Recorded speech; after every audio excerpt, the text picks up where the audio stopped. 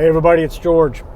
So let's talk about rental properties, specifically if you're purchasing for the first time. For those of you who are seasoned rental property buyers, this video is going to be a little bit too basic for you. But if you're starting out and you're trying to evaluate, should I buy a rental property? Okay, there's a few things you want to keep in mind, and really you want to keep it simple for yourself, especially if you're just starting out. So let's jump ahead with the assumption that you've determined the market you want to purchase in. I don't care if it's single family or multifamily. We're not going to get into that for a moment here. But let's pretend that you've already determined, I know I want to be in this town, and I know the rent rates on average in this town. I've gone through other properties that are on the market with an agent, and I've seen the comparable unit or single family homes for what I want to purchase or be able to rent.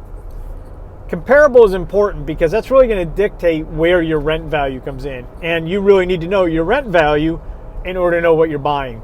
So let's pretend that you've looked in an area and you've determined that 2 bedroom, 1 bath as part of a multifamily, that a 2 bedroom, 1 bath that's in good condition, reasonably updated, maybe not brand new gut renovation, but reasonably updated.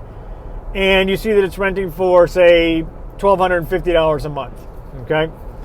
And let's say there's 3 units in that building. So you're looking at, and they're all equal, same levels.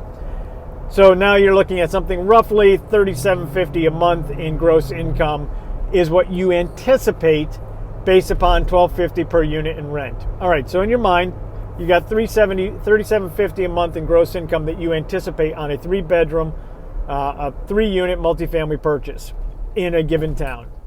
So now you go out there and you start looking around, and let's say you're working with a realtor and they're taking you to different properties and they show you a building and they say, yep, you can buy this one for the low price of $350,000. And you go, hey, $350, that's pretty good. Well, how do you know that it's going to be good? Here's the simple rule that you can use as a starting point. And I highly recommend you just keep this in mind so that you know if it's even worth going out to see in the first place, let alone if you should offer on it. And it's the 1% rule. So if what you're collecting in gross collected income per month is not at least 1% of the purchase price, so $350,000 purchase, $3,500 a month is 1% in the purchase price.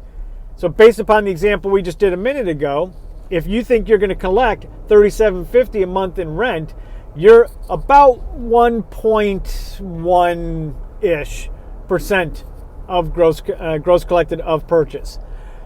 Not awful, not great, but you at least know that you're on the right side of cash flow. If you do the math and you realize that what you're buying is 1.25%, 1.5%, 2% in terms of what you can collect as rent, you're heading in the right direction to get yourself the cash flow you need in order to own the property, pay the bills, cover your expenses, and put money in the bank for your incidentals. If you do the math and you say, well, I can buy it for $350,000, but I can't rent it for more than $3,000 a month, you're never going to make that deal work. Never, never, never, for one simple reason. All it's going to take is one bad month, and you are going to be set back so much that you're going to have incidentals that you have to account for. You're going to have unit cleanup to account for. You're going to have vacancy to account for. And one bad month can become a compounding effect. And if you're collecting less than even 1% of your purchase price, you're just not going to have enough cash flow to cover it. You're going to be dipping into your pocket.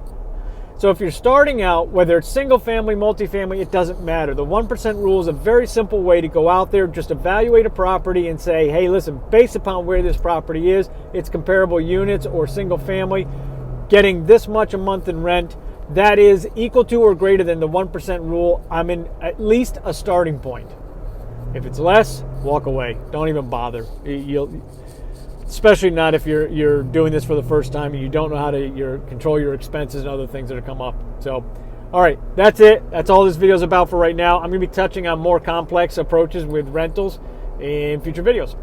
Catch you guys later. Be good. Have a good one.